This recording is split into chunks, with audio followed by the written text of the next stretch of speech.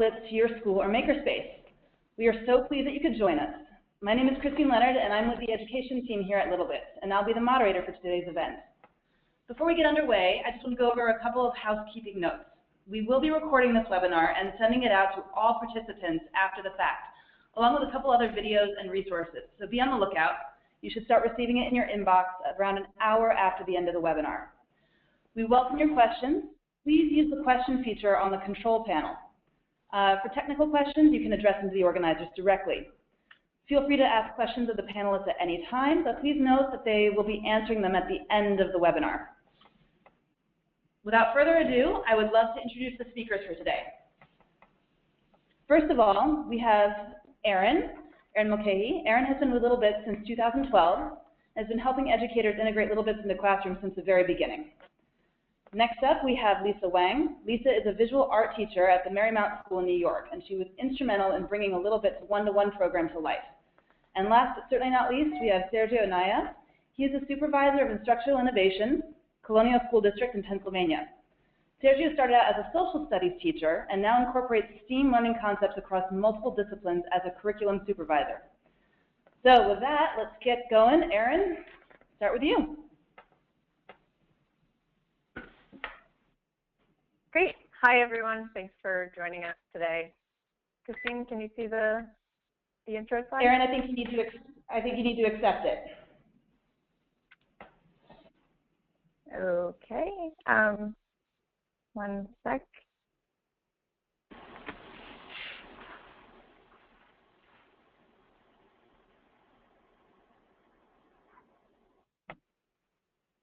Okay. How are we looking now? 1 second. Sorry about the technical issues, everybody.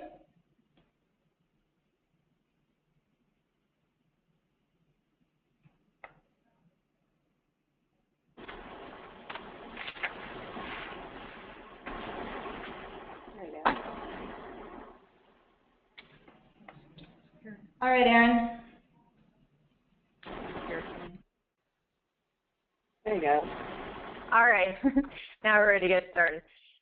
So welcome everyone to the littleBits webinar today. I know a lot of you are probably already familiar with littleBits, but I thought we'd take the first 10 to 15 minutes or so and give you an overview of our company and tell you a bit about our education philosophy and how that helps us shape our products and programs. So our mission at littleBits is to empower everyone to create inventions, whether they're large or small, with our platform of easy-to-use electronic building blocks. Our company really begins with Anaya, who's our founder and CEO. Her background is actually in computer science, and she was also really interested in design. So she went to the MIT Media Lab to explore the idea of electronics as a material. She didn't really understand why artists and designers would be prohibited from using electronics in their installations. We really needed to create a platform that was easy to use and accessible to everyone, not just people who had advanced knowledge of engineering and electronics. And from here, littleBits was made, and we've been at the heart of the maker movement since the very beginning, because we love exploring the idea of play and making and merging that into education. So just a bit about how it actually works. So there's a few simple rules when it comes to littleBits. First of all, they're color-coded, and second of all, order is important. So when you look at our system of modules, everything is color-coded. Blue is power, which provides electricity to your circuit.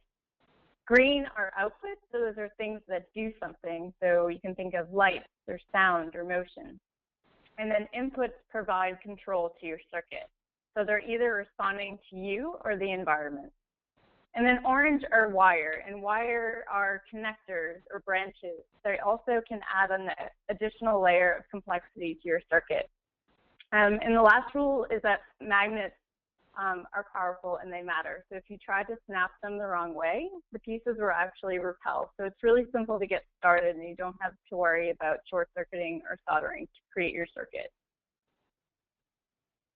So over the past few years, we've been working on developing our library, which now contains over 70 modules. If you think of littleBits like an electronic language, we spent the first few years creating the consonants. And then in the past year or so, we've been working on the vowels, which are more complex logic gates and Arduino and wire, which really, when you combine all of these modules together in various combinations, you can start to write sentences and poetry with electronics.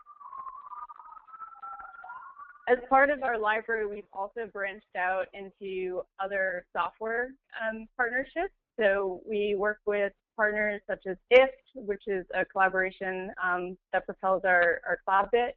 And we've also worked with Arduino, Scratch, Minecraft, Makey, and Lego. We've created a component that can actually snap together Legos and littleBits. So when you combine electronics and these software components with other materials, this is really where the magic happens. And we see people making these inventions that are from the very small, like this bubble flute, all the way to much more complex systems like creating earthquake monitoring systems. And so littleBits, we really had a very humble beginning in education. When we started to sell the product, we saw that there were a few teachers buying kits for their classroom. We were really curious as to how they were being used and the type of teachers that were using littleBits. And you'll see now that we've actually grown our base to over 9,000 educators, and this spans teachers in formal learning environments all the way from kindergarten through university. We also have littleBits being used in makerspaces and libraries, and they're being shipped to countries and used by spaces and teachers all over the world. And so the reason we've seen littleBits really grow in the education space is because we think it solves a lot of problems and challenges that are present in the current educational system.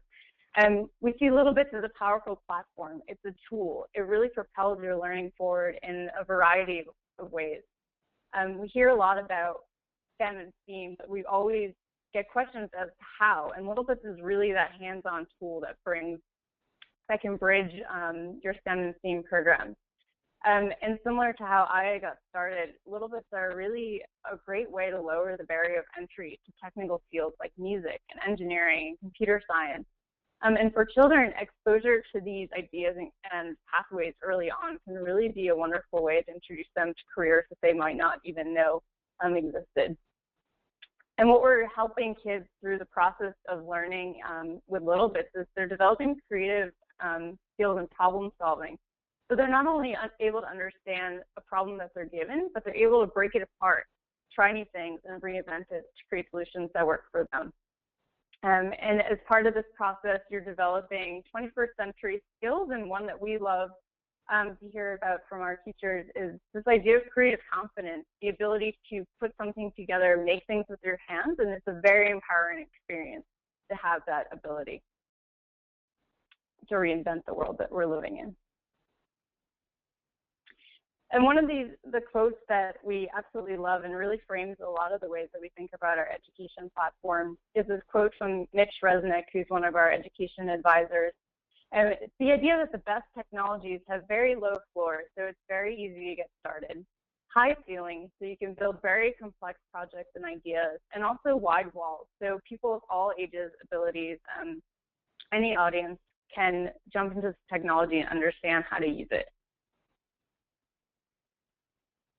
So from here, we've actually taken our library and looked at it and said, how can we actually go from this low floor to this high ceiling mentality? And it starts really with the basics of lights and sounds and switches. And you can then move to motors, so you're understanding mechanical motion and simple machines. And then if you understand how you can record and react to things like temperature or humidity or light, you can start having these environmental sensors built into your circuit. And then if you look at logic gates, they're really the gateway to physical programming.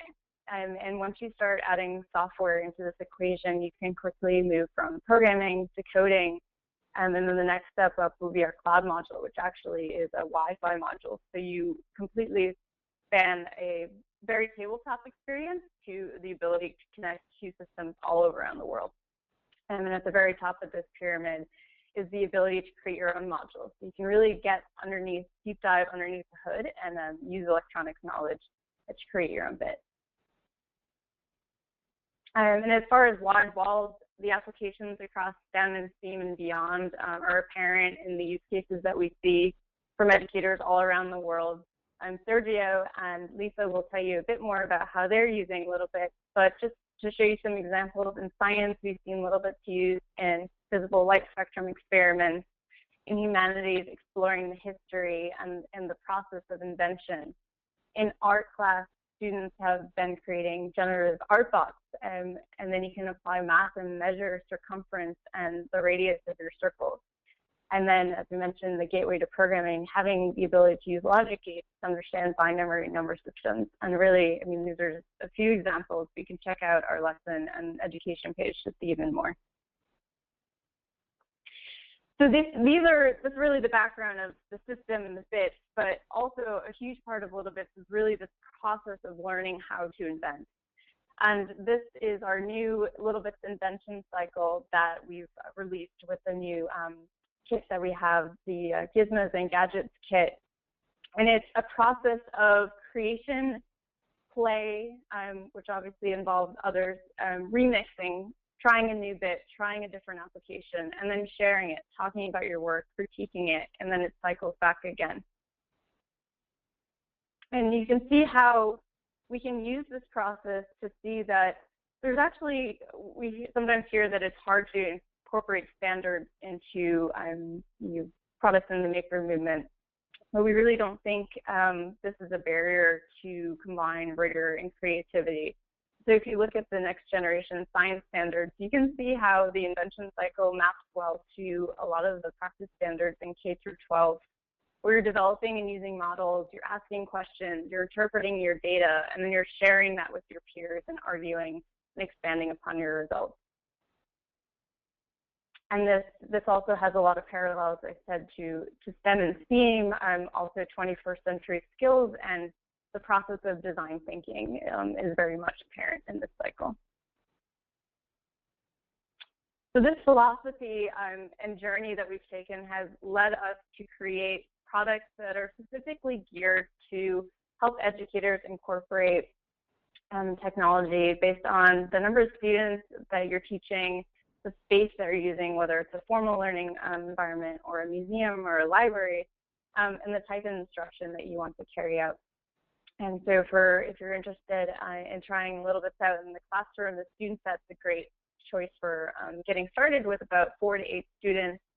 Then if you're looking to scale up and try running the same lesson or a similar project across the entire classroom, you can look to the workshop set, which also comes with our educator guide. And if you have a larger classroom or needs for multi-classroom applications, you could look to the Pro Library. And I love the Pro Library because it really does become an organic tool in your space where students are just using littleBits as a way to solve problems and think through their ideas. And as I mentioned, the Gizmos and Gadgets kit is a fantastic introduction. This has been about a year in the making, and it has really great project templates for up to 12 projects, getting started circuits, and it incorporates the invention cycle very nicely. And if you're looking for more catered instruction, we have 2 product collaborations we've done. One was with the Space Kit, which is a collaboration with NASA, if you're interested in exploring Earth and space science, or my favorite, creating a Mars rover. Or the Synth Kit is a collaboration with Korg, so if you're interested in exploring the physics of sound or creating electronic music instruments, that kit is a great way to get started. And over the past few years, we've had these products and we've been looking at the use cases, and where we've landed is helping teachers bring programs into their space depending on their needs and the level of instruction that they're teaching. I'm so excited that as part of all of these programs, we're introducing the littleBits Theme PD in early November. It's a really great resource for teachers who are new to littleBits. It comes with a custom kit, including the DGK, the Gizmos and Gadgets kit, and it's a 6-hour online course that will take you from A to Z on how to implement littleBits into your classroom.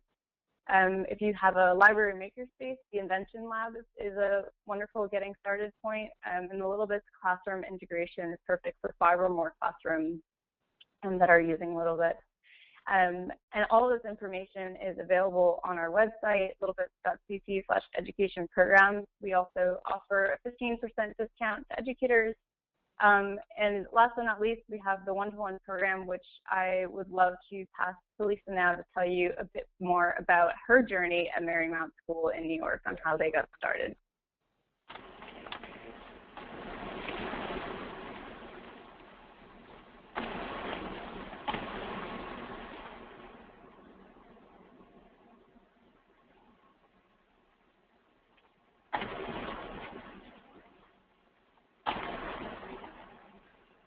Hi, I'm Lesa Wong, and I work at the Marymount School. It's my 13th year at Marymount, and I've been teaching art and design to students, and primarily in grades 3 through 7. For the past few years, I've been working with grades 3 through 5 and enjoying every minute of it. I teach visual arts, and I also teach STEAM, which is science, which everyone should know, science, technology, engineering, art, and math. And also run a makers program after school. So this year, in a few weeks, each of our 3rd, 4th, and 5th graders will each get their own set of littleBits. And I'll tell you a little bit about Marymount first. So Marymount is an independent Catholic day school that seeks to educate young women who continue to question, risk, and grow, young women who care, serve, and lead, young women prepared to challenge, shape, and change the world. And I have to say, the 3rd through 5th graders, my bet's on them. I think they can. In 2012, James Deck joined our community, and he is my mentor, my great friend, and he really, once he immersed himself with our curriculum, he noticed that there were teachers doing great projects that could benefit from new technologies, and he brought our lower school science teacher to littleBits to introduce her to their product offerings. And she loved, that was the summer, I guess, of 2013, and she loved what she saw there and saw that it could fit very well into her curriculum with something that she does called the Invention Convention, where 2nd graders design products for people. And I remember when my daughter, about 10 years ago, when she was in 8 years ago when she was in 2nd grade, she was just making things with crafts. She was coming up with the same project, but she wasn't able to animate her invention. And now our 2nd graders use littleBits to actually make things turn on and move and spin, and it's really been an amazing use of the littleBits.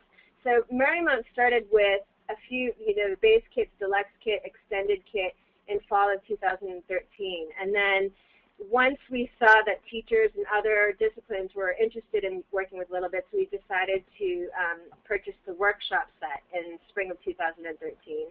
And then in the fall of 2014, we opened up, we purchased the Pro Library, the Synth Kit, and the Space Kit. So Marymount, and when James Deck came on board in 2012, he advised and created and sourced the materials for a Fab Lab, and that is in our 97th Street building. And we noticed that the girls, once they graduated from the upper middle school, which is 6th, 7th, and 8th grade, that they were fascinated and interested and engaged in engineering and wanting to make more. And we opened up something called what we call the Idea Lab, which we have engineering classes in that lab. And we decided to purchase a Pro Library for that space. So, no, I'm sorry, in the Idea Lab, we don't have a Pro Library, but we have a lot of equipment, and we keep a lot of littleBits there. So in the spring of 2014, we decided to we created something called the Tinker Space.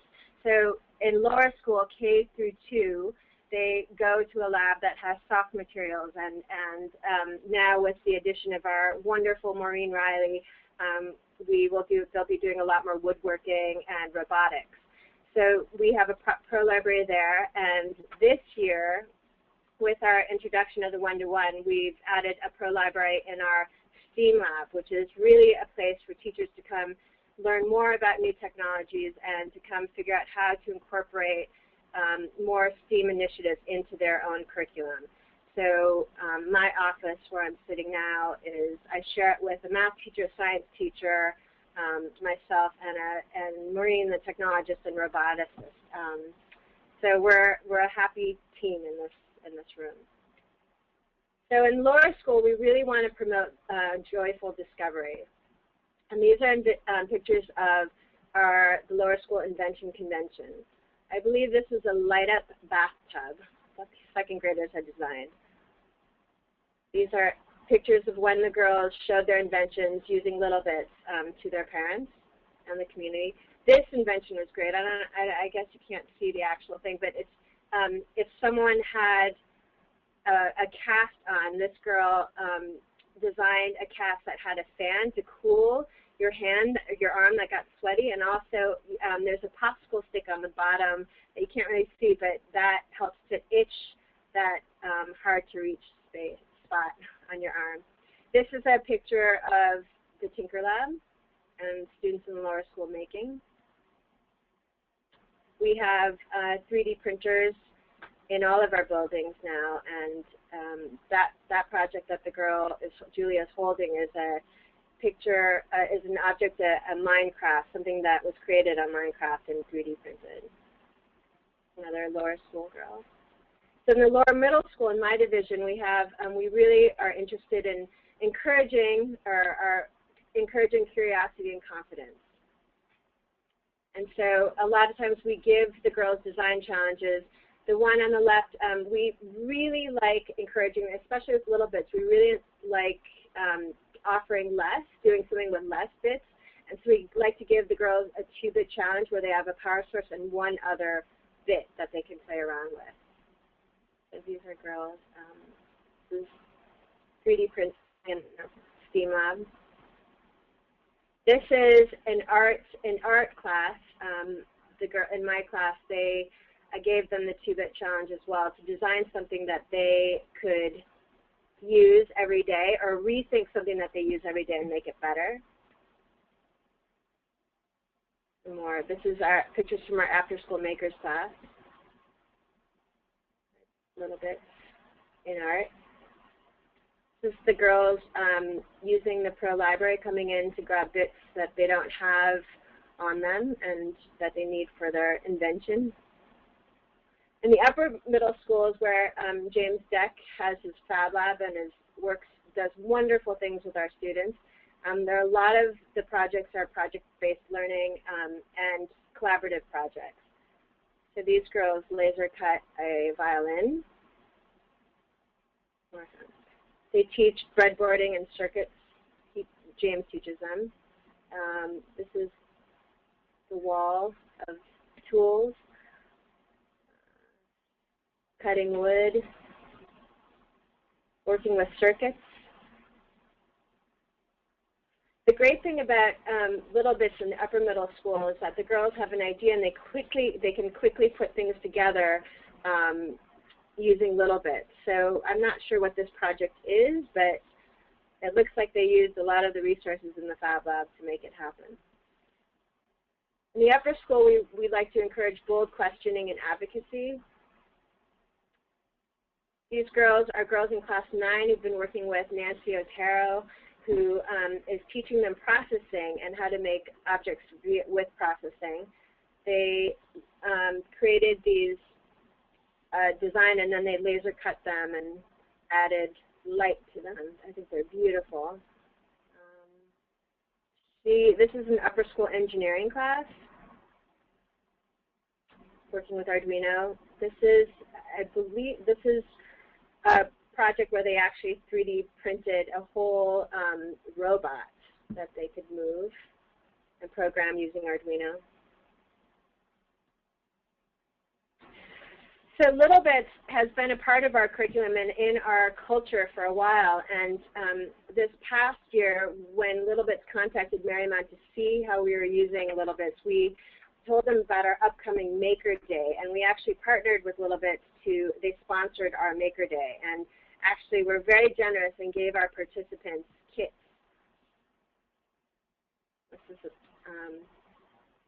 Also, before we decided to do the one-to-one, we had a year-long study of what littleBits could do to enhance our curriculum, but we also thought it was very important to get our teachers on board early. And so we had several professional development sessions down at littleBits, and these are teachers from all different disciplines learning how to work with littleBits.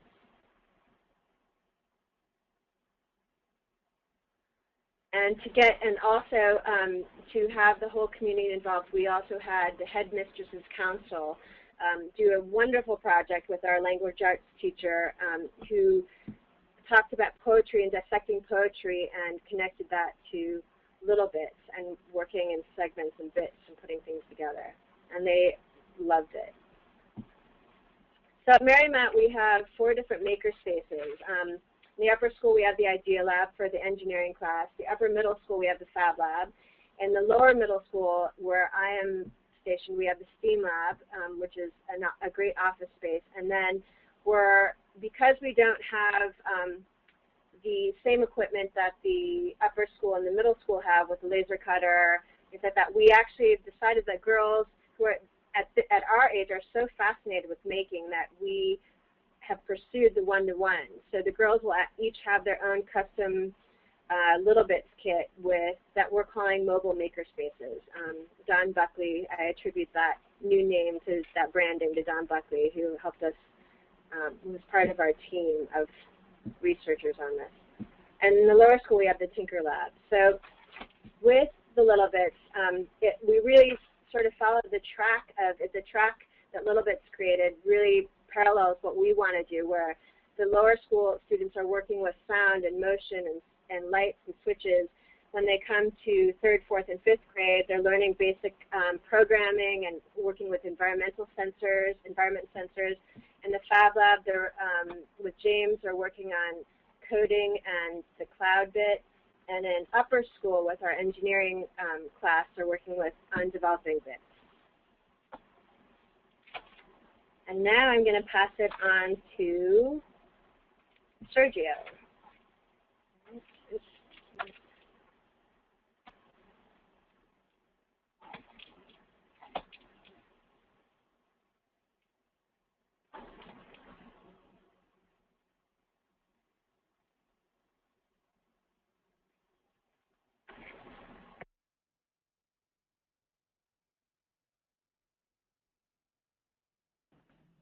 Hi, Sergio. I think you might be on mute still. Of course. My apologies. Hello, my name is Sergio Anaya. I'm the Curriculum Supervisor of Innovation and Learning in the Colonial School District, which is right outside of Philadelphia. Here at Colonial School District, we see STEAM, and I know I heard a lot about STEAM early on in the presentation. We see STEAM as not an activity, not a course, not a curriculum, but really it's a philosophy and a culture that really puts kids in real-world situations so that they can solve real-world problems and that they are able to communicate, problem solve, and they're critical thinkers. And having the opportunity to spend the weekend at the 3M Discovery Young Scientist Fair over the weekend, that was very evident with all of the different competitors that was really the key to STEM or STEAM principles. So what we did here in the Colonial School District is we built a core STEAM integration, or not a core information technology curriculum. And our curriculum focuses on 5 main pillars: digital citizenship, coding and programming, digital storytelling, creating and designing, and communication and collaboration. And this is a curriculum that is built K-8. So all of our students are exposed to these skills that are extremely important for them to be successful as they move through school and as they go on to post-secondary for post-secondary education. One of the things that Erin said earlier was that littleBits provides a low floor and a high ceiling. And one of the things we did is we mapped out where littleBits can really support our creating and designing unit K-12.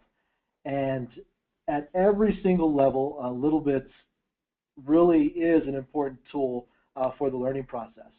It also came very clear to me when I was able to visit the Drexel University Game Design Lab, and I saw graduate students working with littleBits. So at that point, I knew that we had something that we could really grow with, and we placed littleBits in all of our grade levels. Another slide that Erin showed earlier is what we really like about littleBits is that it does talk to a number of other programs that we use within our curriculum. littleBits talks to Scratch with the Makey piece, with the Makey bit. We're really excited about getting a hold of our Makey bit and seeing what our kids start to design, because then that allows us to push these tools to our lower levels as well. A little bit about the types of littleBits we have. We basically have 7 pro libraries across 8 different grade levels. So we have a pro library in every one of our schools. In our 5th grade social studies curriculum, we have 8 workshop kits. And then scattered K to 12, we have probably about 10 to 15 individual kits at different areas so that our kids can tinker. And of course, in our makerspace, both at the high school and in the middle school. So littleBits are pretty, they're pretty much spread throughout our district. One of the things we did with littleBits and prior, and here's a video that you'll be able to see at the end of the presentation, we really put the kids in real-world situations, and we introduced the littleBits to the students to make sure that they were making real-world connections. One of the activities that our teacher put the kids through, and I believe they took this from one of the littleBits webinars we went through, is to identify where do you see littleBits in the real world. And part of their homework was to look at a littleBit, identify what its capabilities were, and then go back home and identify key places of where they see littleBits. That way they can make a real-world connection so that when we do give them their performance tasks at the end, they would be able to solve the problems we give them. Another key component were the littleBits task and challenge cards. These were extremely important, not only for professional development for our teachers, but also introducing our students to what littleBits could and could not do. A little bit later, I'll talk about Parents Council. These were very good for us to really teach our parents how to use littleBits when we started to introduce a number of the things that we were doing in our curriculum. Within our curriculum, at each level, we have a creativity and design journal. This creativity and design journal allows our students to record and reflect on what they are thinking, because we don't have a one-to-one solution for littleBits, and littleBits are not consumable. We needed to have an artifact of student learning, and this creativity and design journal provides us just that. As students go through the problems and go through the lessons, they're able to record and reflect on what they did that day. This tool also serves as a very important formative assessment piece for our teachers, because they're able to look at each of the students' design journals to really identify at what skill level they're at before they go into the scaffolded performance tasks I'll talk about in a little bit. Throughout this process, and I think you heard littleBits talk, or Erin talk a little bit about their design process, we've implemented the engineering design process into our curriculum. And I like to say that the engineering design process really pushes away from that high-stakes testing mentality and that always focusing on achievement, because within the engineering design process, I'm only going to use this term once, it allows failure to be a key component of the learning process. And I'm starting to get away from that idea of failure, but call it more of a learning process. So the students are able to get a problem, brainstorm what they want to do to try to solve that problem, then as a group, plan, think, collaborate, and then they're able to prototype it. Once they prototype it, they get to test it out, and if it does not work, they get to improve on it. Or if it does work, they get to improve on it even further. So it really hits on those key points and those key 21st century skills of collaboration and communication, with communication being one of the key skills that our kids will really need to be successful. I talked a little bit earlier about the scaffolded performance tasks. We want to make sure that our students have the opportunity to be successful when they're working with the littleBits and when they're working within our curriculum, because we want them to take risks. So each of the performance tasks is scaffolded at the student's skill level. The next slide I'm going to show you is basically an answer to performance task number 2. In performance task number 2, the task is, at times there are too many students on a piece of playground equipment. This can become unsafe and students stand around waiting for their turn. You've been asked to create a simple machine that will make the playground safer and allow equal turns on the equipment. One of the key components you'll find about STEAM and STEM is it's really about placing these kids in these real-world situations and giving them the opportunity to solve these situations with a real solution. And prior to littleBits, the kids were really just putting things on paper. They were creating things maybe in Paint or Word. They weren't really able to prototype what it is they wanted to design. And since we've implemented this, when we walk around classrooms and they're going through the performance tasks, the kids are creating actual inventions that at a prototype level they work. And if they wanted to actually push it further, they could possibly create these in real life. So these kids chose the slide, and basically they put a couple of components together with a button at the end. When the student slides down the slide, they'd click the button, which would alert a light up at the top of the slide to indicate to the next student that it was safe for them to slide down. Also, Erin talked a little bit earlier about how we've integrated littleBits into our core content areas. In our social studies curriculum, we study 3 basic units. The Constitution is our first unit. Our next unit is on civil rights and civil liberties. Civil rights focusing on African Americans, women, and people with disabilities. And then our third unit is our Inventors and Inventions unit. And in this unit, kids learn about early inventors and inventions, and then their performance task is to create some type of device that would help a student within the school, a student with a disability in the school, access a computer program or access any physical part of the classroom. And so, once again, there's another video that you'll be able to see at the very end, which pretty much goes over this whole process and what our kids go through. And a number of the things that they created, from a very large keypad for a student who was not able to work a regular keypad because of a disability, to a pulley system that would pull a wheelchair up a ramp. These kids have been they've done a very good job of being able to design and develop and to prototype whatever it is they're putting on paper. And they wouldn't be able to do it without all of the littleBits components that they have at their fingertips. At the high school level, last year, our students printed and created a hand for one of our second grade students. This year, they're taking that hand and they're using littleBits to prototype how to mechanize this hand.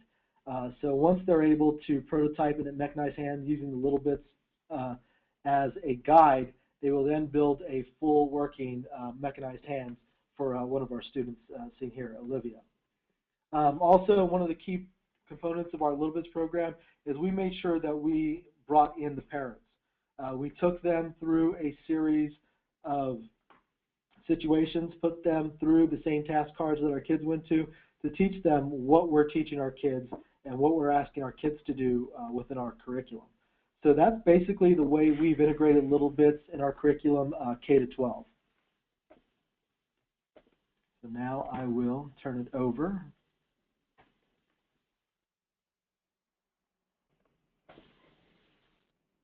Oh, you're telling me I was doing that whole fucking thing and then... Oh, you're good. Thank you, guys. That was really great. I think we had some really good inspiration come out of that. Before we move on to questions, I just want to let everybody know that the littleBits website has a lot of resources available for educators, including lessons, challenge cards. There's also a community section where you can see what other people in the community are doing all across the world in education and out of education. If you have questions for us, you can email us at education@littlebits.cc. So please do take the time to check it out. And as a reminder, we will be sending this webinar, the whole recording afterward, along with a couple other resources that you may be interested in about an hour after this is over. So to kick off the questions, this one is for you, Lesa. We did have somebody asking a little bit more about the integration with poetry and the connection you had there. So I was wondering if you could go into a little bit more detail there. That was great. It was I'm not sure how often, I think once a year, the headmistress, Concepcion Alvar, who, by the way, I have to say, none of this one-to-one couldn't have happened without her, her willingness and her openness and her trust. I think that's really important to do any new initiative in a school, to have that kind of support. And Concepcion is amazing about that. She's really open and will try it. She asked for her own set of littleBits, and she brought them home and was inventing with them. So I think it's really important to have support on that level. But the poetry project was her headmistress's counsel, so it was her advisees, and we approached our language arts teacher to do a project with them, and we introduced her to littleBits. And what she did is she took a poem, and she had the council dissect the poem and re-put it together. And in the same way, we introduced them to littleBits and how they come together and they snap. I mean, they had no idea that the joy that they had in that class. They had so much fun, and it was just a really beautiful connection between language arts and working with littleBits. Does that answer the question? Yeah, thank you very, very much. This next question, we'll start with Sergio, but Lesa, you might want to chime in after he's done. Was it difficult for your districts or teachers to buy into, both philosophically and financially, the concept of maker spaces? How do you get buy-in? Who's first? Sergio? The makerspace idea was something new to, of course, our superintendent and our board and my curriculum director. And so when we created our first makerspace, we had to go and get a grant because our district was not willing to put the money up to take that risk.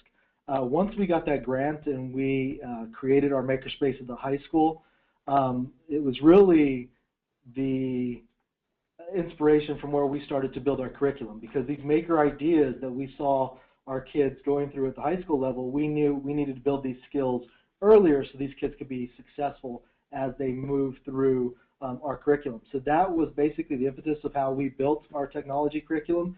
We want to make sure that our students are making, creating, and designing at all times. And once we started to do that, then it was just investment. Our school district was very pleased, and they just started to invest in the number of sets, the pro sets that we put out. But we're also seeing product, which is one thing I had to tell my teachers. We need to see what our kids are making and creating, and that's where you see the videos come from. So the teachers, on the other hand, moving them was a little bit tougher because it was a change to what they had been teaching in the past, and we provided the proper professional development for them. And when it all comes down to it, it's the kids who are creating. The teachers are really there as facilitators, so they really didn't need to be experts in working with the littleBits, because it's really about the students' imagination and whatever they could think of, and then putting things together. So they were there more as facilitators, which made it easier for them. At Marymount, we started with the Fab Lab, and again, that was James Deck coming and bringing his expertise and his knowledge and even his connections to that initiative. And we had such great success with it, and we saw that the school really wanted to focus on offering that sort of opportunity to all of our students. So we started in 6th, 7th, and 8th grade, and then we moved next to upper school, and actually upper school and lower school at the same time, and then the lower mid is where we started to develop a place where teachers and all divisions could come and learn about new technologies in a small group environment. And now we have teachers in all divisions, all levels, all areas, subject areas, going to the labs to laser cut things or vinyl print or 3D print or even figure out how to work with littleBits. So it's really amazing how it started. But it really started with one division, and it spread out from there. Great, thank you. Sergio, you mentioned in your response about getting a grant. So, and I know several of the questions that have come in are about how to get funding for littleBits. So maybe Lesa, you could start off with this one, and Sergio, if you have anything else to add, that would be great. Right. I think, you know, in my division, we started an after-school makers program, and we actually have a fee for that class, and we used the money that we earned with that with the fee to pay for littleBits. And once we saw that it was a real valuable educational tool, then the school decided to add more, buy the libraries, and now invest in the one-to-one. But I do think, and I do believe that there is enough, there are ways you can be just as creative on figuring out how to fund a library or sets. I mean, and there are grants. I used to work in the nonprofit sector. There are grants that support these kind of initiatives. STEM, STEAM, Girls in Technology. There are people who, and generous people who are willing to support that in your school.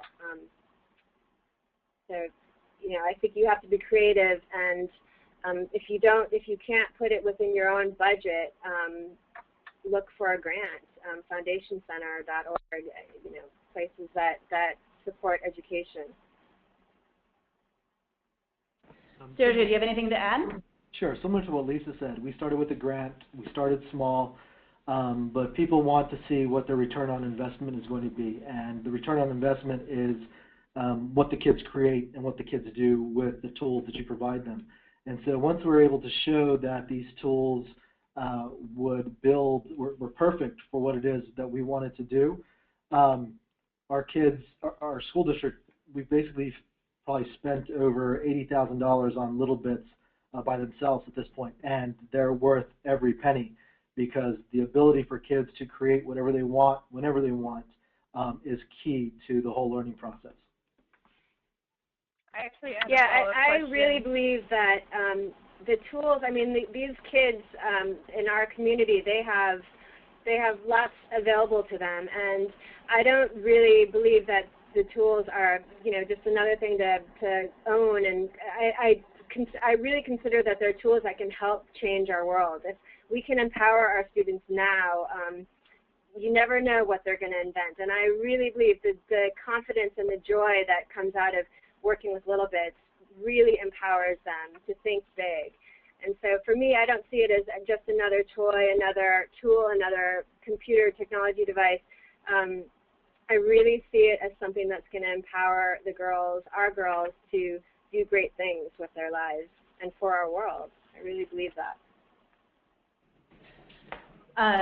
Well, thank you. And Lesa, obviously, and Sergio, both of you are obviously big proponents of what your students create and what they do. We did have a question that just came in about how you publicize your student creations.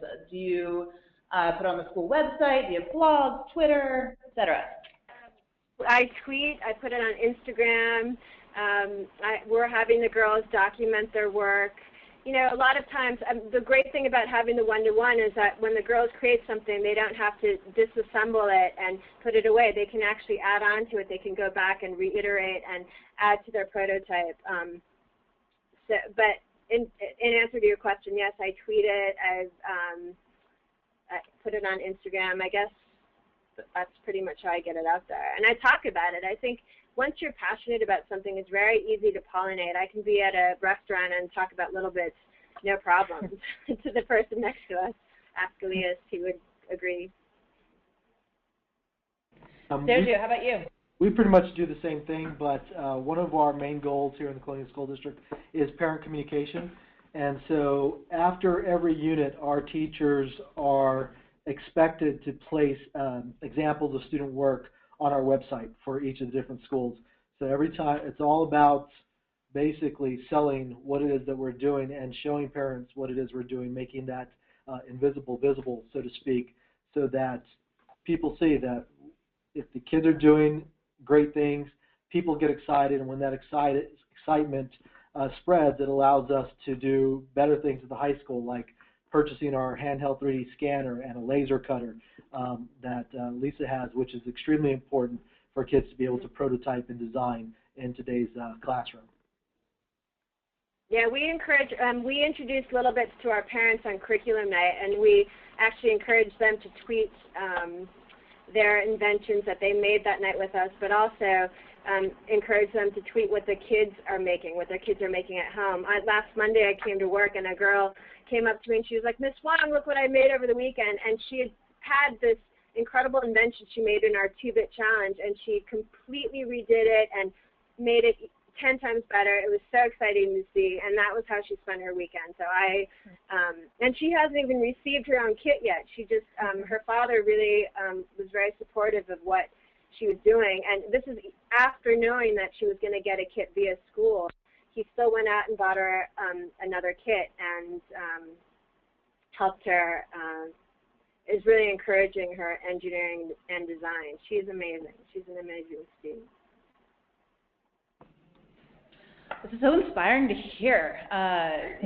Us here at littleBits, it's really fun to hear what educators like you are doing and how you're talking about it.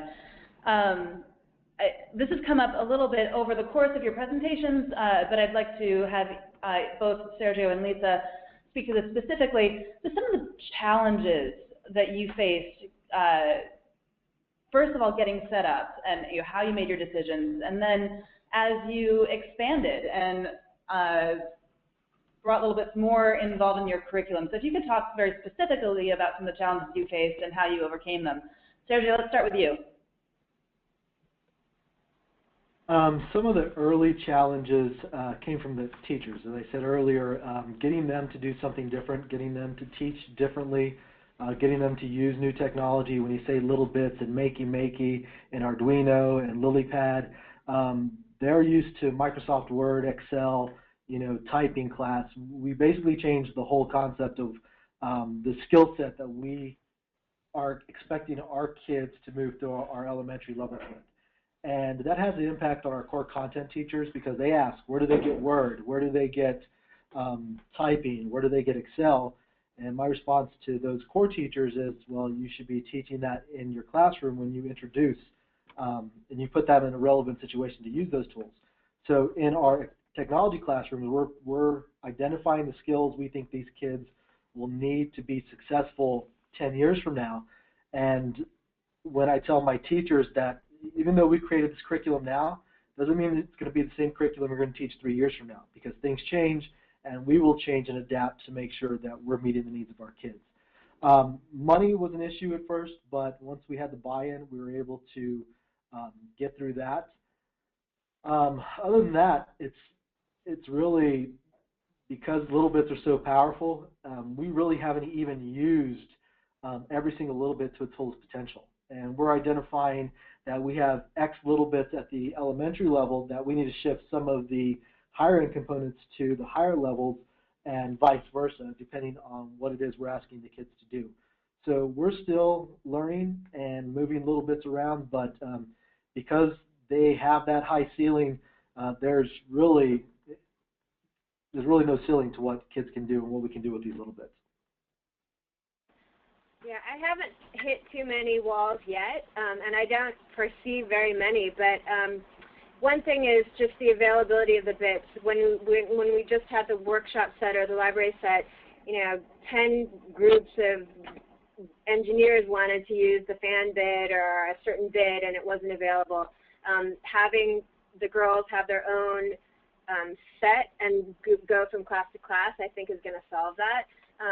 The girls also become very attached to what they're doing, and the whole, it's hard to just encourage the process of learning when they become very attached to the product, what they've created. And sometimes when you have to take apart their incredible invention that they've made and to reclaim the bits and put it to a new invention or a new group, that can be a little sad to see But so far, you know, the other day I was on the elevator and I heard teachers talking about wanting to go to Technology Tuesday at littleBits, and I thought that was great. It had nothing, it didn't come from the STEM team, it just was their own initiative, and I thought that was amazing. So, you know, if you identify or if you have great people on your team, your colleagues that are willing and great pollinators, I think so far, so good. So far, we're in a good place, and we've got great teachers who are excited about it. I forgot one problem that we've had. Because we have the pro lab in our technology classes, and it's in 5th grade, and we gave our 5th grade teacher workshop kits. When the kids went into their social studies classroom and they only had the workshop kit, they would say, no, I can create this with this bit, this bit, this bit, but it was in the technology lab in the pro pack, and so my technology teacher was very upset that kids were coming to his classroom taking his bits, and so we've had to push the littleBits curriculum in the technology class a little bit earlier so that kids do have access, because once you introduce them to the littleBits, they know what they can and cannot do, and one thing we don't want to do is say, no, you can't do that, because basically if they can think it, they can do it with the littleBits. Think it, do it. Erin, I have a question for you.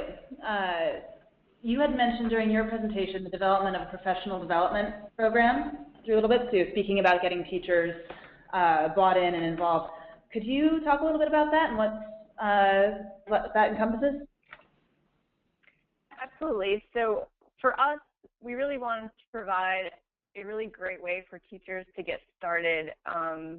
As Sergio and Lesa mentioned, there's definitely the fire starters and early adopters, but to get all the teachers on board, sometimes you need a little extra training and support. So the online course is being developed, so it's about 6 hours of material. It's interactive. There's videos.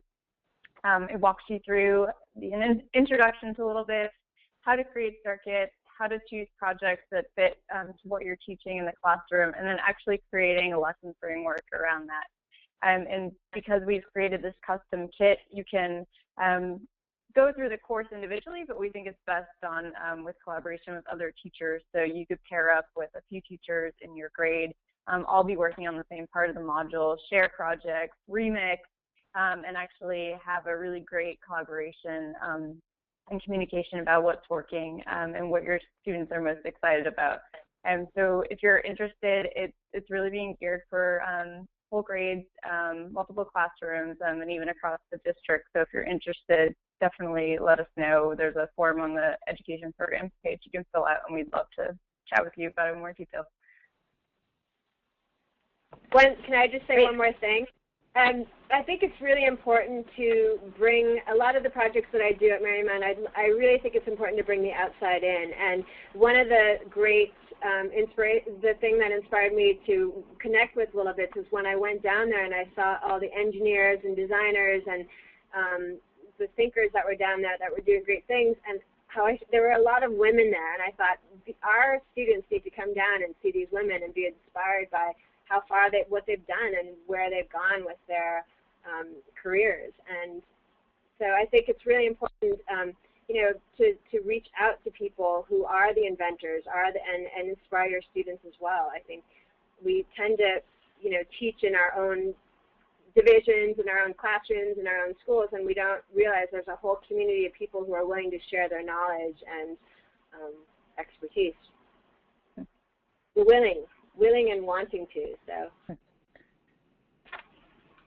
Thank you very much, everybody. We're running just about out of time. I know that there's some other questions that we didn't get to. For very specific ones that the folks at littleBits can answer, we'll be following up. For some questions for Lesa and Sergio, we'll see if they are able to respond to those. Again, check out the resources at littlebits.cc/education. Feel free to email us.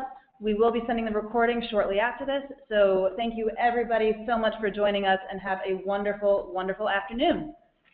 Thank you.